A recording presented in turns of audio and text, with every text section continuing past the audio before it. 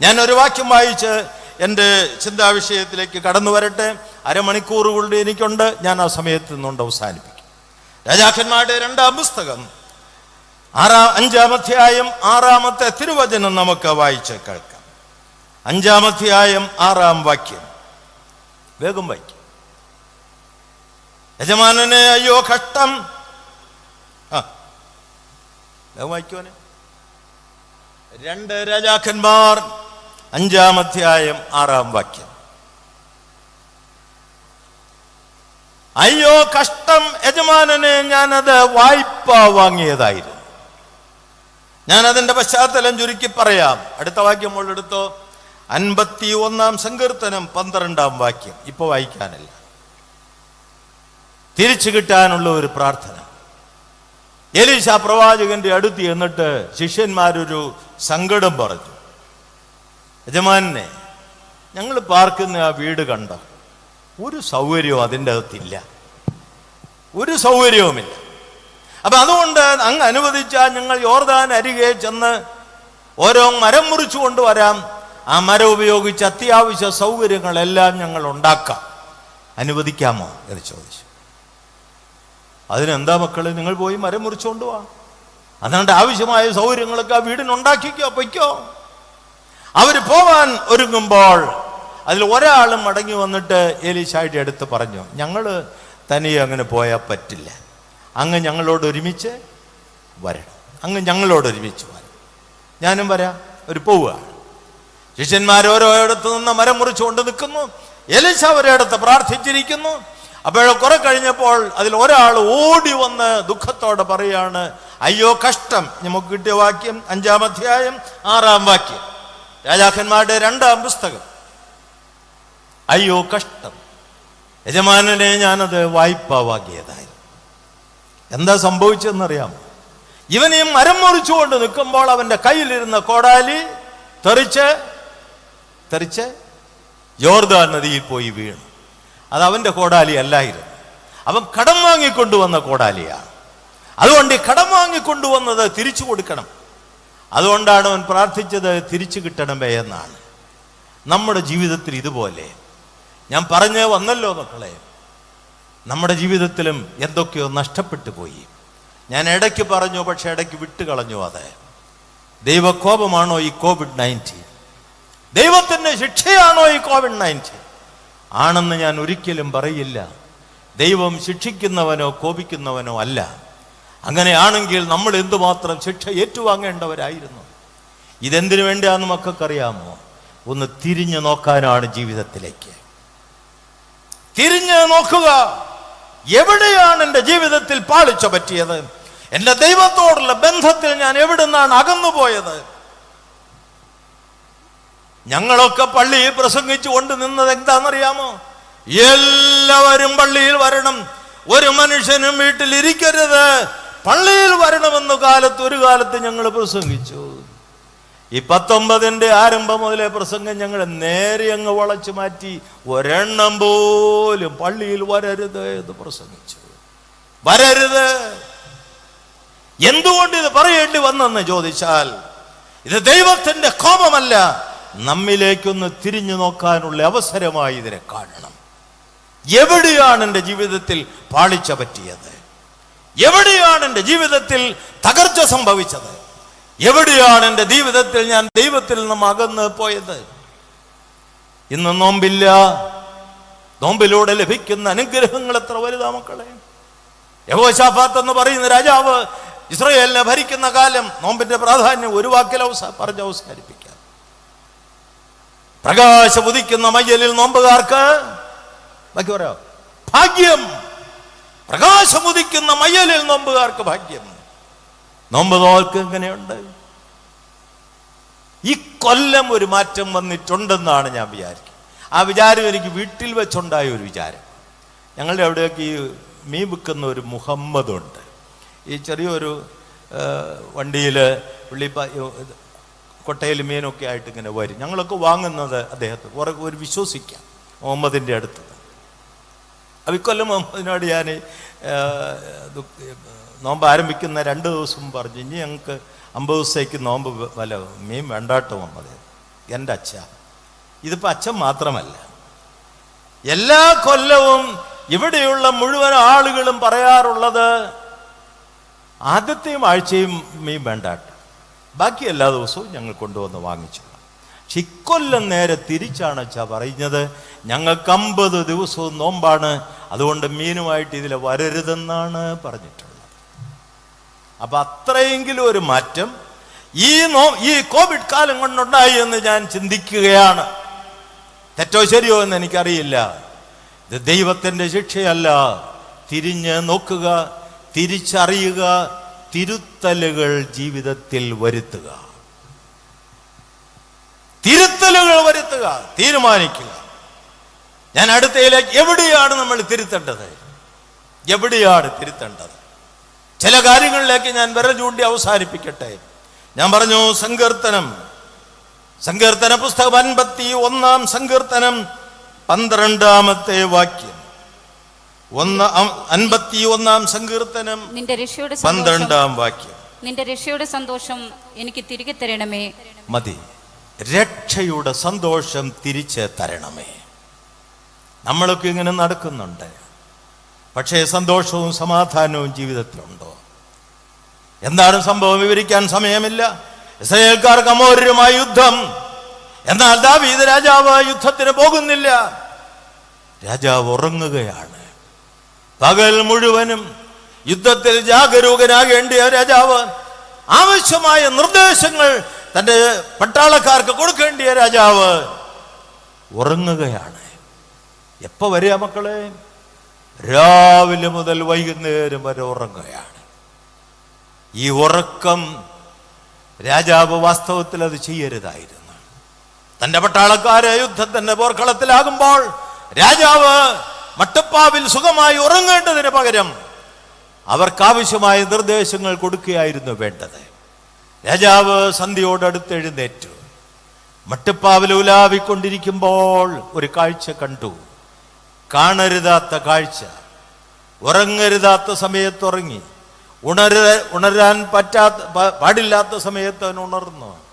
കാണരുതാത്ത കാഴ്ച അവൻ കണ്ടു. അത് ബത്ശേബയായിരുന്നു, ഊരിയാവിന്റെ ഭാര്യ. അവളെ വീട്ടിലേക്ക് വിളിച്ചു വരുത്തി പാപം ചെയ്തു. പ്രിയപ്പെട്ടവരെ, ഈ പാപം അവന്റെ ജീവിതത്തിൽ വന്നു കഴിഞ്ഞപ്പോൾ നാഥാൻ പ്രവാചകനാണ് അവന്റെ പാപത്തെ കുറിച്ച് അവന് ബോധ്യം വരുത്തിയത്. ആ കഥയിലേക്കൊന്നും ഞാൻ പോകുന്നില്ല, സമയമില്ലാത്തത് കൊണ്ട്. എന്നാൽ ദാവീദ് തന്റെ കട്ടിലിനെ നനച്ചു. ദൈവമേ, എന്നെ കഴുകണമേ എന്നവൻ പ്രാർത്ഥിച്ചു. നിന്റെ സോപ്പായാൽ എന്നെ കഴുകണമേ, രക്ഷയുടെ സന്തോഷം എനിക്ക് തിരിച്ചു തരണമേ എന്നവൻ പ്രാർത്ഥിച്ചു. ഞാൻ എപ്പോഴും എൻ്റെ ദൈവത്തെ എൻ്റെ മുമ്പിൽ വച്ചിരിക്കുന്നു എന്ന് പറഞ്ഞവൻ ഇപ്പോൾ പറയുന്നത്, ദൈവമേ, എൻ്റെ പാപങ്ങളാണല്ലോ എൻ്റെ മുമ്പിൽ ഇരിക്കുന്നത്. എൻ്റെ ദൈവത്തിൻ്റെ സന്നിധിയിൽ സന്തോഷ പരിപൂർണതയുണ്ടെന്ന് പറഞ്ഞവൻ ഇപ്പോൾ പറയുന്നത്, നിന്റെ രക്ഷയുടെ സന്തോഷം എനിക്ക് തിരിച്ചു തരണമേ എന്നാണ്. ഗിവ് മീ ബാക്ക്, എനിക്ക് തിരിച്ച് തരിക.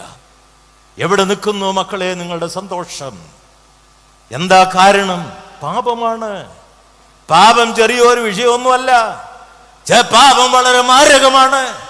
ഞാനും നിങ്ങളും പാപത്തെ താലോലിക്കുകയാണ്. പാപത്തോട് യാത്ര പറയുവാൻ നമുക്ക് സാധിക്കണം. ആര് തീരുമാനിക്കും ഇനി ഞാൻ പാപം ചെയ്യുകയില്ലെന്ന്? അഗസ്റ്റിനെ കുറിച്ച് നിങ്ങൾക്കറിയാം. അഗസ്റ്റിൻ അവൻ വടക്കേ ആഫ്രിക്കയിലാണ് ജനിച്ചത്. 17-ാമത്തെ വയസ്സിൽ അവൻ ഇറ്റലിയിൽ വന്നു. വീണ്ടും അവൻ 39-ാമത്തെ വയസ്സിൽ മിലാനിൽ വന്നു.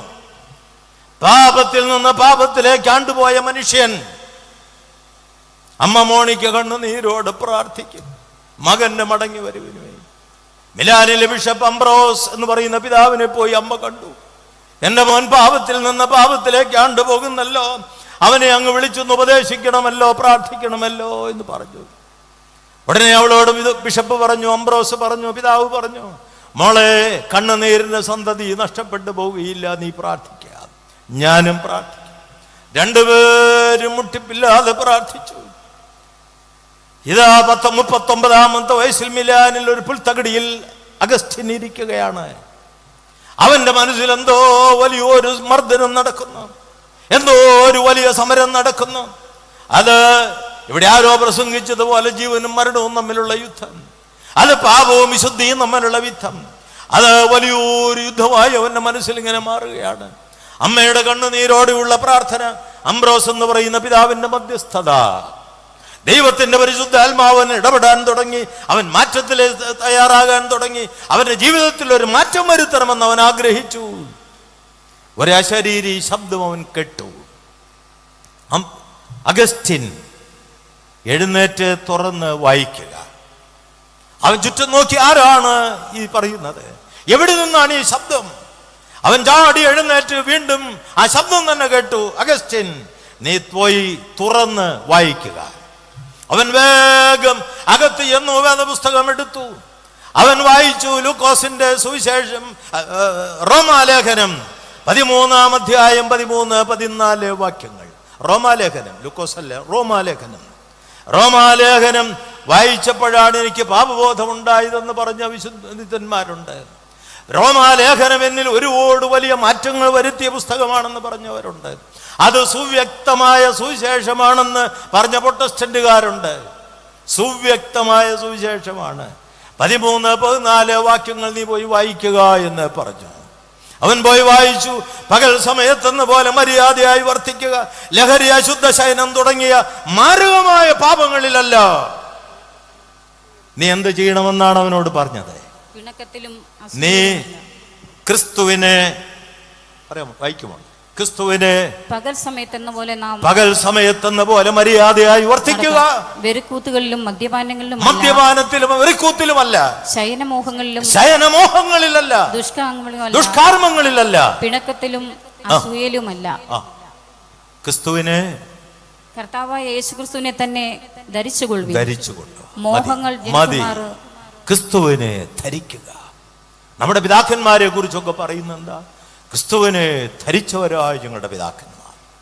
പെരുന്നാളുകൾക്കൊക്കെ നമ്മൾ വായിക്കുന്ന പ്രമേയം സദറായിൽ പിതാക്കന്മാരെ കുറിച്ച് പറയുന്നത് അവരൊക്കെ ക്രിസ്തുവിനെ ധരിച്ചവരാണെന്നാണ്. പാപം ചെയ്യുന്നില്ലെന്ന് മാത്രമല്ല, പാപത്തോട് നോ എന്ന് പറഞ്ഞവരാണ് പിതാക്കന്മാർ. അഗസ്റ്റിൻ അവിടുന്ന് വേഗം എഴുന്നേറ്റു. അവൻ മിലാനിലെ പള്ളിയിലേക്ക് ഓടുകയാണ്. അവിടെ ബിഷപ്പ് അംബ്രോസ് ഉണ്ടെന്ന് അവൻ അറിയാം. ഓടിച്ചെന്ന് കാൽക്കൽ കെട്ടിവീണു. എനിക്ക് കുമ്പസാരിക്കണം, എനിക്ക് എൻ്റെ പാപങ്ങൾ ഏറ്റു പറയണം, എനിക്ക് കുർബാന അനുഭവിക്കണം. പിതാവ് അവനെ കുമ്പസാരിപ്പിച്ചു. അവൻ മടങ്ങി വരുന്നത് വരെയും പിതാവ് പള്ളിയിൽ പ്രാർത്ഥിച്ചു കൊണ്ടിരിക്കുകയായിരുന്നു. അംബ്രോസ് എന്ന് പറയുന്ന പിതാവ് കുമ്പസാരിപ്പിച്ചു. പിറ്റേ ദിവസം കുർബാന അർപ്പിച്ചിട്ട് അവന് കുർബാന കൊടുത്തു. നമ്മുടെ കർത്താവും രക്ഷിതാവുമായവന്റെ ശരീര രക്തങ്ങളാകുന്ന തീക്കട്ട, അവന്റെ അകൃത്യം അവനെ വിട്ടുമാറി, അവന്റെ പാപം അവനിൽ നിന്ന് യാത്ര പറഞ്ഞു. അവൻ വിശുദ്ധിയോടെ ജീവിക്കാൻ തീരുമാനിച്ചു. അന്ന് മുതൽ അഗസ്റ്റിൻ സെയിന്റ് അഗസ്റ്റിനായി മാറി. ജീവചരിത്രം ഞാൻ വായിച്ചിട്ടുണ്ട്. പിന്നീട് ഒരിക്കൽ നടന്നു പോകുമ്പോഴാണ് അവന്റെ പഴയകാല കാമുകി അവന്റെ പിന്നാലെ ഓടിച്ചെന്നു. അഗസ്റ്റിൻ, ഇത് ഞാനാണ്, നിൽക്കുക എന്ന് പറഞ്ഞു. തിരിഞ്ഞു നോക്കിയപ്പോൾ തന്റെ പഴയ കാമുകി. അഗസ്റ്റിൻ ഓടാൻ തുടങ്ങി. ഓടിയപ്പോൾ അതിലുച്ചത്തിൽ സ്ത്രീ വിളിച്ചു പറഞ്ഞു. ഓടിയിട്ട് പ്രയോജനമില്ലെന്ന് കണ്ട അഗസ്റ്റിൻ തിരിഞ്ഞു നിന്നു. പെണ്ണെ, നീ പോവുക, നീ മടങ്ങിപ്പോവുക. This is a new Augustine. ഇത് പുതിയ അഗസ്റ്റിനാണ്. നീ ഉദ്ദേശിക്കുന്ന അഗസ്റ്റിൻ മരിച്ചു പോയി. ഇത് ക്രിസ്തുവിനെ ധരിച്ചിരിക്കുന്ന അഗസ്റ്റിൻ. പോവുക. പ്രിയപ്പെട്ടവരെ, ഇതുപോലുള്ള ഒരു മാറ്റമാണ് വരേണ്ടത്. അവൻ ദാവീദ് പ്രാർത്ഥിച്ചു. ദാവീദ് പാപങ്ങൾ ഏറ്റു പറഞ്ഞു, എൻ്റെ ദൈവമേ, എൻ്റെ പാപങ്ങളെ ക്ഷമിക്കണമേ എന്നാണ്. ആര് ഇതുപോലെ ഒരു പ്രായശ്ചിത്തത്തിനും അതുപോലെ പശ്ചാത്താപത്തിനും ഏറ്റുപറച്ചിലിനും ഒരുങ്ങും? പാപം ചെയ്യാത്തവൻ എന്നിലും നിങ്ങളിലും ആരും ഇല്ല മക്കളെ. പക്ഷെ പാപം ഏറ്റുപറഞ്ഞ് ദൈവത്തോട് ഐക്യപ്പെടണം. തിരിച്ചു കിട്ടാൻ, എന്ത് തിരിച്ചു കിട്ടാൻ? സന്തോഷവും സമാധാനവും. ഈ കോവിഡിൽ അതെല്ലാം പോയി കഴിഞ്ഞിരിക്കുന്നു. ഇതെല്ലാം തിരിച്ചു കിട്ടാനും തിരിച്ചു വരവിനും വേണ്ടിയിട്ടാണ് ദൈവം ഈ മഹാമാരി ലോകത്തിന് സമ്മാനിച്ചത്. 200 ഉന്നാവിലെ പെൺകുട്ടി എത്ര ക്രൂരമായി ഇവിടെ പ്രസംഗിച്ച ആരാന്ന് ഞാൻ ഓർക്കുന്നു. പെട്ടെന്ന് തിരുമേനി തന്നെയാണ് കൽപ്പിച്ച് പ്രസംഗിച്ചത്. നമ്മുടെ പെൺകുട്ടികൾക്ക് ഇന്ന് സുരക്ഷിതത്വമില്ല. സുരക്ഷിതത്വമില്ല. വാസ്തവത്തിൽ ചെന്നായിനെ പോലെ കടിച്ചു കീറുന്ന കശ്മലന്മാർ നമ്മുടെ ഈ നാട്ടിൽ കൂത്താടുമ്പോൾ പെൺകുട്ടികൾക്ക് അവർക്ക് സുരക്ഷിതത്വമില്ല. പാപത്തിൽ അഴിഞ്ഞാടുന്ന ഒരു ജീവിതത്തിന്റെ ഉടമകളായി മാറും. സമയമില്ല, ഞാൻ അടുത്ത വാക്യത്തിലേക്ക് വരുന്നു. അപ്പോ രാജാക്കന്മാരുടെ 2-ാം പുസ്തകം 5-ാം അധ്യായം 6-ാം വാക്യം, 51-ാം സങ്കീർത്തനം നാം വായിച്ചു കേട്ടു 12-ാം വാക്യം. ഇനി ന്യായാധിപന്മാരുടെ പുസ്തകം 16-ാം അധ്യായം 28-ാം വാക്യം. ന്യായാധിപന്മാരുടെ പുസ്തകം 16-ാം അധ്യായം 28-ാം വാക്യം.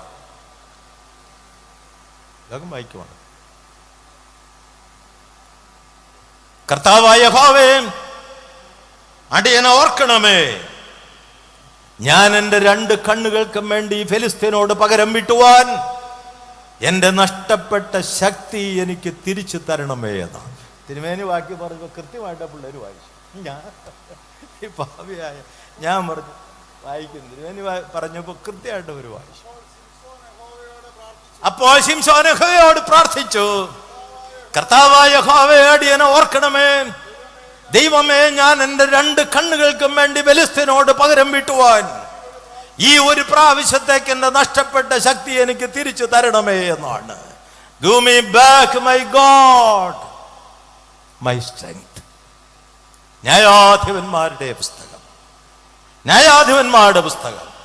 വായിക്കണം. 12-11 നൂറ്റാണ്ടുകളിൽ ഇസ്രായേൽ ജനതയ്ക്ക് ന്യായപാലനം ചെയ്യുവാൻ ദൈവത്താൽ നിയോഗിക്കപ്പെട്ടവരാണ് ന്യായാധിപന്മാർ. യോശുവയുടെ മരണശേഷം ഇസ്രായേൽ കനാൻ ആക്രമിച്ചത് മുതൽ രാജവാഴ്ച ആരംഭിക്കുന്നത് വരെയുള്ള 12-11 നൂറ്റാണ്ടുകളിലെ നിയമരാഹിത്യ സംഭവങ്ങളുടെ സമാഹാരമാണ് ന്യായാധിപന്മാരുടെ പുസ്തകം. ആകെ ന്യായാധിപന്മാർ 13 പേരുണ്ട്. നമ്മൾ വിചാരിക്കുന്നത് പോലെ ഇന്നുള്ള ന്യായാധിപന്മാരെ പോലെയൊന്നും അല്ല കേട്ടോ. ഇന്നുള്ള ന്യായാധിപന്മാരെ പോലെയൊന്നും അല്ല.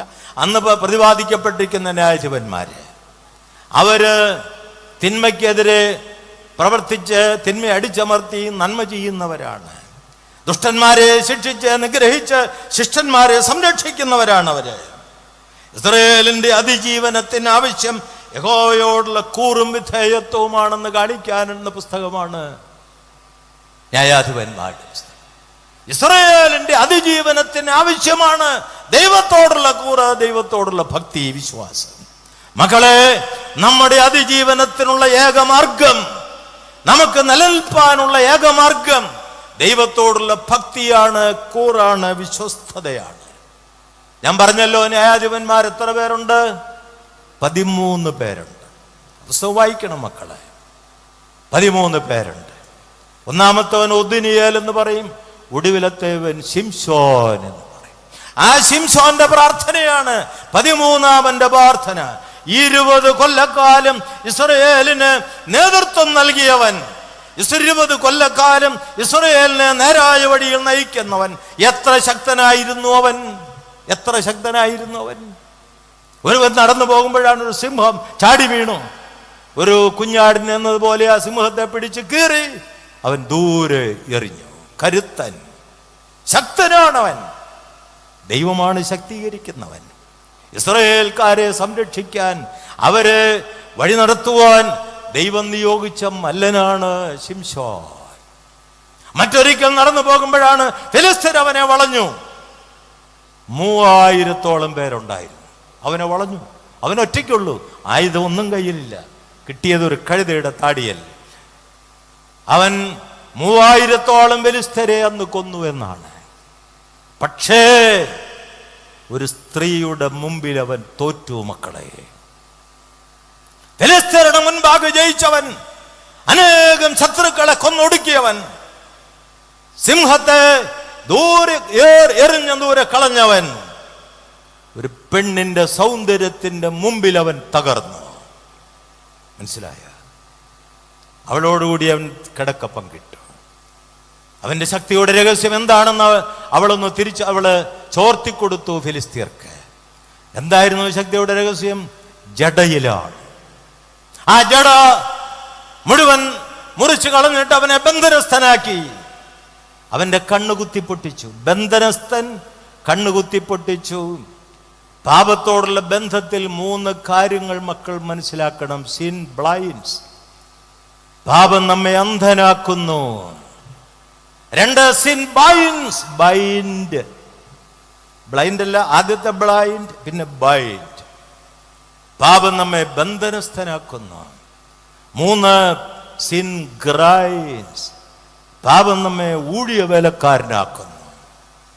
എന്തൊരു മാരകമായ മാറ്റമാണ് ഈ പാപം മരുത്തിന് വയ്ക്കുന്നത്. അവനെ ബന്ധിച്ചു.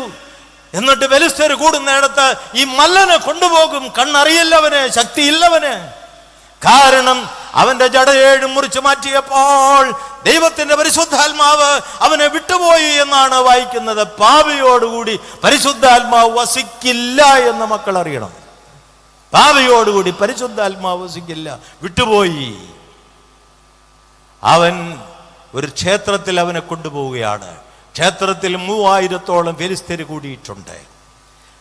ആ പൊട്ടക്കണ്ണനായ അവൻ ചോദിച്ചു, ഈ ക്ഷേത്രം മുഴുവൻ നിൽക്കുന്നത് ഈ ഒറ്റ തൂണിലാണോ? ഒരു തൂണ് കൂടിയുണ്ട്. ചങ്ങല പിടിച്ചിരിക്കുന്നവൻ അവനെ ഉപദേശിച്ചു, ആ തൂണിലും എന്നെ ഒന്ന് പിടിപ്പിക്കാമോ? ഓ, പിടിച്ചു. അവൻ പ്രാർത്ഥിക്കുകയാണ്.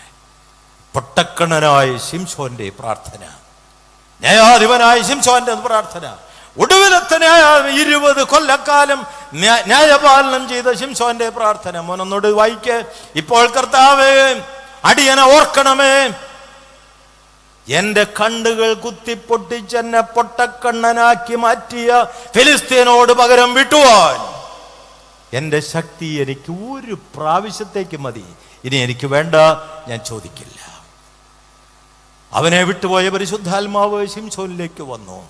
ക്ഷേത്രത്തെ പിടിച്ച് കുലുക്കി. ക്ഷേത്രം നിന്നാടി. ക്ഷേത്രം നിലംപൊത്തി. അന്ന് 3000-ലധികം ഫെലിസ്ത്യർ ചത്തു. അന്ന് ഫെലിസ്ത്യനായ ഈ ശിംശോനും മരിച്ചു. പാപിയുടെ പതനം മക്കൾ അറിഞ്ഞിരിക്കണം. പാപിയുടെ പതനം. അതുകൊണ്ട് പാപത്തിൽ അഴുക്കാടുന്നവരെ, പാപത്തോട് യാത്ര ചറിഞ്ഞ് ദൈവത്തോട് ഐക്യപ്പെടുവാനുള്ള മനസ്സാണ് നിങ്ങൾക്ക് ആവശ്യം. ഞാൻ ഒരു വാക്യം കൂടെ വായിച്ചു കഴിയുമ്പോൾ സമയം, എനിക്ക് അനുവദിച്ച സമയം അവസാനിക്കും. വീണ്ടും നമുക്ക് വായിച്ച് കേൾക്കാം. 5-ാം അധ്യായം 21-ാം വാക്യം. വിലാപങ്ങളുടെ പുസ്തകം. വിലാപങ്ങളുടെ പുസ്തകം തിരിച്ചു കിട്ടാനുള്ള മറ്റൊരു പ്രാർത്ഥന. അപ്പോൾ കോടാലി തിരിച്ചു കിട്ടാനുള്ള ശിഷ്യന്റെ പ്രാർത്ഥന, സന്തോഷം തിരിച്ചു കിട്ടാനുള്ള ദാവീദിന്റെ പ്രാർത്ഥന, അതുപോലെ തന്നെ ശക്തി തിരിച്ചു കിട്ടാനുള്ള ശിംശോന്റെ പ്രാർത്ഥന. 5-ാം അധ്യായം 21-ാം വാക്യം. വിലാപങ്ങളുടെ പുസ്തകം. യഹോവേ, ഞങ്ങൾ മടങ്ങി വരേണ്ടതിന്, ദൈവമേ, ഞാൻ മടങ്ങി വരേണ്ടതിന് എന്നെ മടക്കി വരുത്തണമേ. ഞങ്ങളെ നിങ്കലേക്ക് മടക്കി വരുത്തണമേ.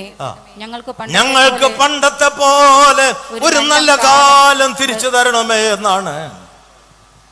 ഈ മാസ്ക് വെക്കാതെ, സാമൂഹ്യമായ അകലം പാലിക്കാതെ, ക്വാറന്റീനിലായിരിക്കാതെ ഞങ്ങൾക്ക് പണ്ടത്തെ പോലെ പള്ളിയിൽ പോവാനും ആരാധിക്കാനും അതുപോലുള്ള ഒരു പുതിയ ജീവിതത്തിന് ആരംഭ മാർഗത്തിലേക്ക് വരാനും നീ ഞങ്ങളെ മടക്കി വരുത്തണമേ. വിലാപങ്ങളുടെ പുസ്തകം. യഹോവേ, ഞങ്ങൾക്ക് പണ്ടത്തെ പോലെ ഒരു നല്ല കാലം തിരിച്ച് തരണമേ. വിലാപങ്ങളുടെ 5 വിലാപങ്ങൾ യെരമ്യാ പ്രവചനത്തിൽ നിന്ന് എടുത്ത് മാറ്റി അതിനെ ഒരു പുസ്തകമാക്കി മാറ്റിയതാണ് പിതാക്കന്മാർ. വിലാപങ്ങളുടെ പുസ്തകം. യെരമ്യായുടെ പുസ്തകത്തിലെ 5 അധ്യായങ്ങൾ, അതിൽ വിലാപങ്ങളാണ്. ആ 5 വിലാപങ്ങൾ എടുത്ത് മാറ്റി ഒരു പുസ്തകമാക്കി രൂപപ്പെടുത്തിയതാണ്. അതിൽ 5-ാം അധ്യായം 21-ാം വാക്യം. വെറുതെ അങ്ങനെ പ്രാർത്ഥിച്ചതല്ല, പണ്ടത്തെ പോലെ ഒരു നല്ല കാലം തിരിച്ചു തരണം. എന്താ കാര്യം? ദേവാലയം നശിപ്പിക്കപ്പെട്ടിരിക്കുന്നു. ദേവാലയം നശിപ്പിക്കപ്പെട്ടിരിക്കുന്നു. ബലിയർപ്പണം നിന്നുപോയി. അവര് പ്രാർത്ഥിക്കാനുള്ള കാരണമാണ്. നേതാക്കന്മാർ നാട് കടത്തപ്പെട്ടു. കുടിക്കാൻ വെള്ളം, കഴിക്കാൻ ആഹാരത്തിന് വേണ്ടി ഇരക്കേണ്ട ഗതികേടാണ് അന്നത്തെ ജനങ്ങൾക്ക് വന്നത്. പണം കൊടുത്തു വാങ്ങേണ്ടി വന്നു. അവരുടെ ഹൃദയ സന്തോഷം അവരെ വിട്ട് പോയി. ഈ ചരിത്ര പശ്ചാത്തലത്തിലാണ് വിലാപങ്ങളുടെ കവി പ്രാർത്ഥിക്കുകയാണ്, ദൈവമേ പണ്ടത്തെ പോലെ ഒരു നല്ല കാലം എനിക്ക് തിരിച്ചു തരണമേ, ഞങ്ങൾക്ക് തിരിച്ചു തരണമേ എന്നാണ്. ഈ പ്രാർത്ഥന നമ്മുടെ മനസ്സിലിരിക്കട്ടെ.